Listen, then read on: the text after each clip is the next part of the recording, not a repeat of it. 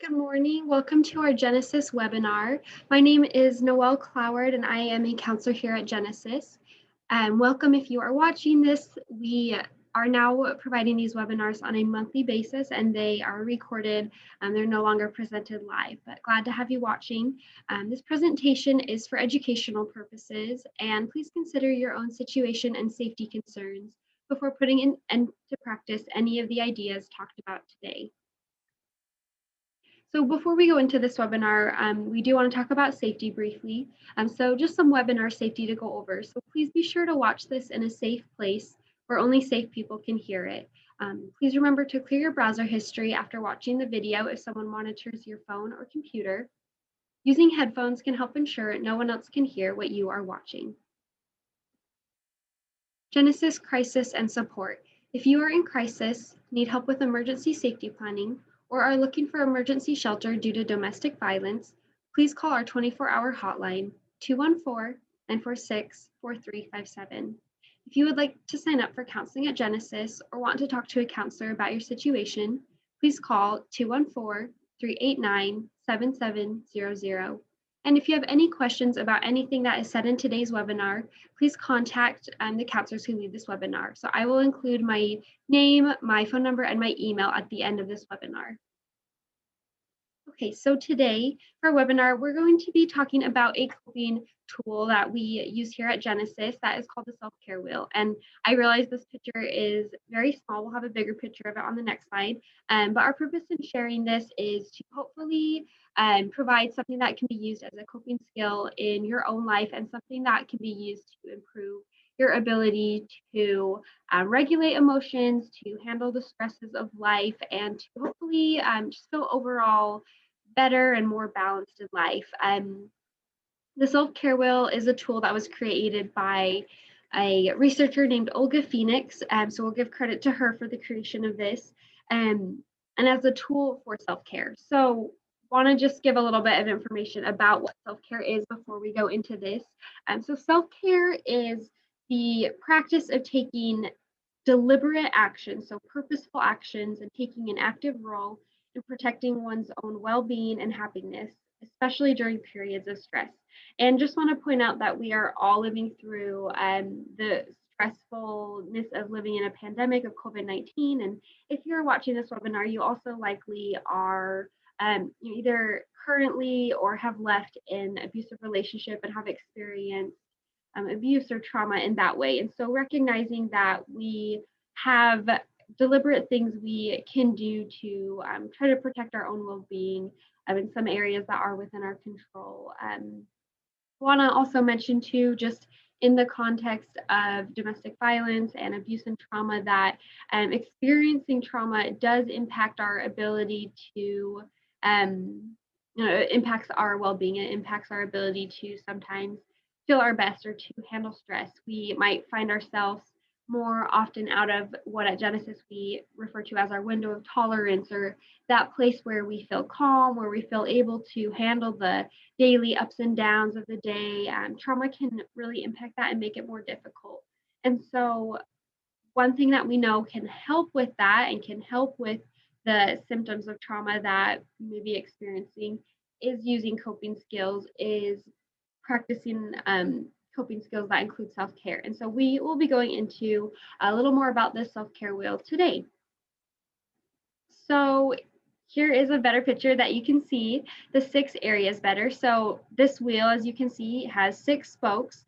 So there's 6 main areas of self-care that we're going to talk about with this. And then you can see here in the middle, this circle says life balance. So the goal of this self-care wheel really is to give a chance to reflect on how balanced you might be in your life, if there's any areas that you could add to. And as we go through this, I invite you to have a piece of paper or just a note open on your phone if it's safe, where you can just jot down a few notes about things you would like to do to practice self-care in each of these areas. And also, as we're going through this, maybe considering if there are some areas that you are not currently practicing any self-care in and really want to focus on.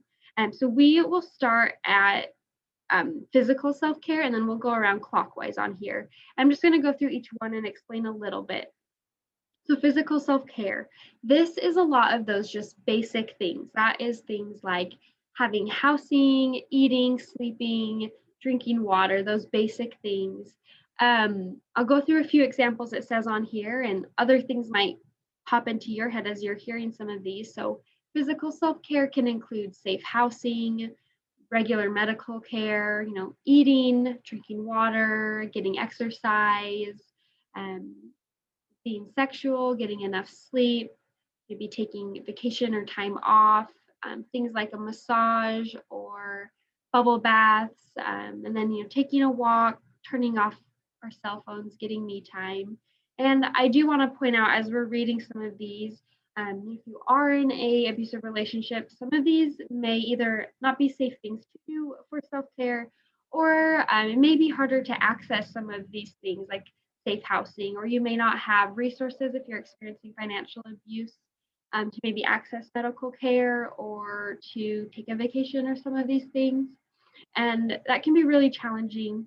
And so perhaps your physical self care may include first just seeking out support and resources. At Genesis, we have advocates that are able to meet with you that can help you access resources here in the Dallas area for safe housing, for medical care that is low cost or free, and resources for food if you're needing help with being able to provide food for you and your family. And so just wanted to mention that can be an important part of the physical self-care too, is seeking help and seeking resources. And then I think just some of those simple things like taking a walk or turning off our cell phone are very simple things that most of us can maybe find space in our day to do if we can remember to do them. Okay, so next section on here is psychological self-care. So this is anything related to meeting our psychological needs.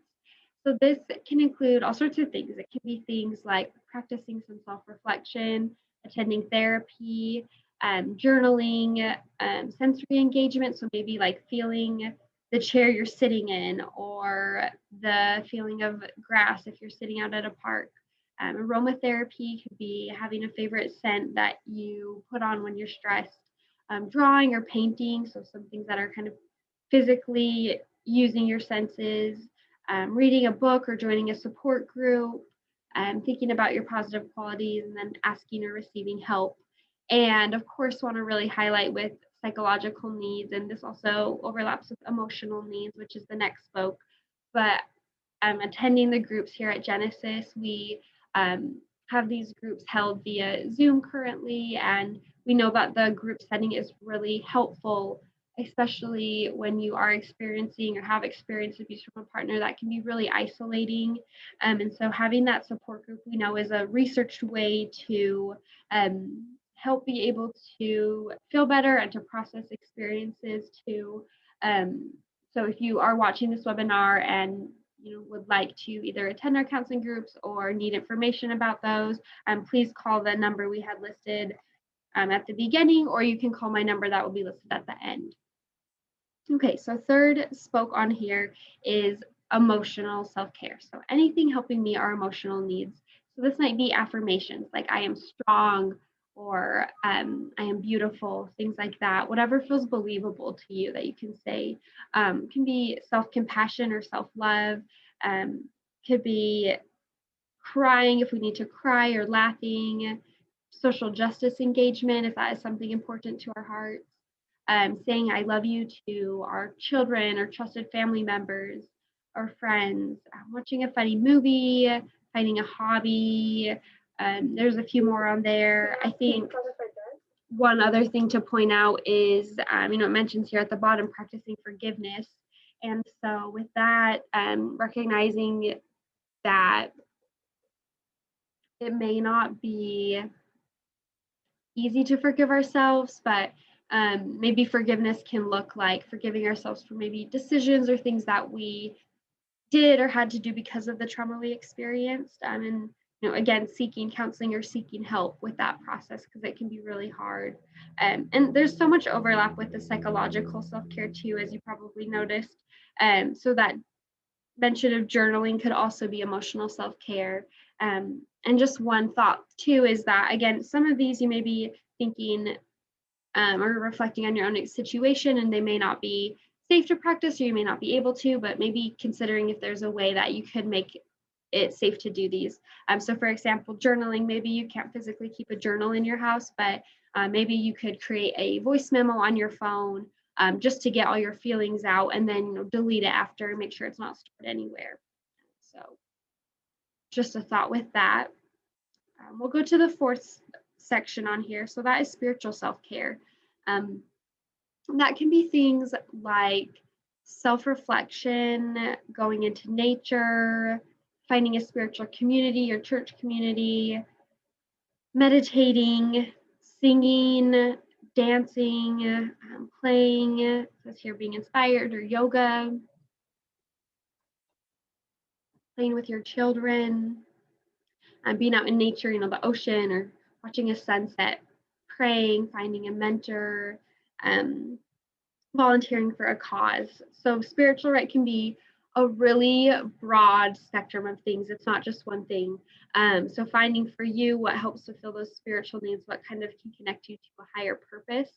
Some people find it really helpful to volunteer, that gives them meaning, and others might find that they have difficulty with volunteering too much of their time. And so this actually tends to not add to their self-care. And so if that's the case for you, then perhaps spiritual self-care looks more like just going into nature or meditating. We know too that anything with movement, so that can include playing or yoga, anything with movement is really helpful for our bodies and helping our bodies be able to regulate and feel calm and be able to stay in the present moment versus maybe focusing on the past or the future. And so those are all really helpful tools too. All right, so next section we'll talk about is the personal self-care. So this section, I want you to think about it as the you section. This is really like focusing on things that have to do with you, what you like to do, who you are. If you've been in a relationship that was controlling and abusive, a big part of your abuse may have been having a partner control everything about what you did, what you ate, what you were supposed to like, who you could see. So this can be a really important section to focus on. Even if you may be limited, just being able to know and hold on to some things that are true to what you like, and being able to do that safely too is of course really important. But personal self-care, right, that might include learning about who you are or what you want in life. So maybe that's just being able to even think ahead to the future and what you hope will happen in your future, making plans, and again, going back to seeking support. It may be really important to have the help of an advocate or some other support person to help you make plans, setting some short or long-term goals. Maybe it's just as simple as setting that goal that you're gonna make sure you drink plenty of water each day, just so your body can be feeling the best. Making a vision board or fostering friendships. I know that can be challenging during COVID, so maybe seeing if there's an online community or some other way to get social interaction. Going on dates if you're at that point where you're beginning to explore a new healthy relationship. Grabbing a drink with a friend. Personal could be getting out of debt, and again, that may be, if you've experienced financial abuse, that might be something where you're needing to have some help with some resources. So first step might just be getting resources to help with that. Finding time to just relax, writing a poem or a book, time with family or other loved ones, cooking, and then last one on here has learn to play guitar. But maybe that is a different skill for you, but learning a new skill or something that just can be something that is you. And then this last section on here is the professional section. And I do want to mention that professional isn't limited to work. I think a lot of the things on here could potentially apply if you are a full-time mom or you're a full-time student. And if you're not in any of those roles, then whatever kind of fills those needs of like learning and education, or having a role outside of yourself and outside of like maybe what you're currently doing. But we'll go through a couple of things on here, so hopefully something could relate or stand out to you. So professional self-care might be taking time for lunch at work, setting boundaries, not working overtime when you can, leaving work at work, um, not working when you have time off, getting supervision or help from someone, having support of colleagues, taking mental health days when you can, learning to say no, planning your next career move or what you want to do next in life, taking a class and taking vacation and sick days. And I just wanted to add with this one too that this may be one where, again, it may be hard to practice some of these. And so it could just be a small thing. Maybe taking time for lunch is just taking some time to have quiet time in your day. And, again, going back to this overall definition of self-care, that it's that practice of taking deliberate action. So just whatever action in your day is going to help you professionally. And so I hope as we've gone through this, maybe there's been something in each of these sections that stood out to you, or maybe you recognize that you are doing a great job of practicing self-care and doing something in each of these sections. But for a lot of us, it's really hard to be balanced in our self-care. So hopefully this was a good chance to reflect. Just in ending, I have a picture of a blank self-care wheel. And so you're welcome to take a screenshot of that, or you can always email us so we can send you the slides. But a couple questions just as we're ending here today. So just as you're thinking about this idea of a self-care wheel and trying to create balance and intentional, deliberate action, just asking yourself if there's any areas on the self-care wheel that I am neglecting. So really being honest with yourself and considering that second question, what could I add to my self-care to be more balanced? And again, this can be really small things. So maybe physical, you're going to add drinking water. Maybe psychological, you're going to turn off your phone for a little bit each day and take 2 minutes to write in a gratitude journal. And emotional, you're going to attend the support groups at Genesis. And spiritual, you will go on a walk outside. Personal, you'll make time to read a book or watch a favorite show each day. And professional, maybe it's letting your coworkers know about your situation so that they can offer you support if you're having a hard time or you're in an abusive relationship. And that could be, those are just some ideas for just kind of starting with the self-care wheel. And then the third question that I wrote on here was just asking yourself if there are any barriers to practicing self-care in any of these areas. That could be related to safety concerns or lack of resources. And if that is the case, then please do reach out to us at Genesis or another agency and seek some support and help to help be able to overcome those barriers and to be able to make a plan. And so in closing, thank you so much for watching today. Again, my name is Noelle Cloward. I'm a counselor here at Genesis. You can call my office number, 214-389-7724, if you have any questions or concerns about this webinar. And you can also send me an email at ncloward@genesisshelter.org. And that actually should be Genesis and then shelter.org. So there should be 2 S's there in the middle. We're glad to have you watch today and hope that you have a good rest of your day. Thank you.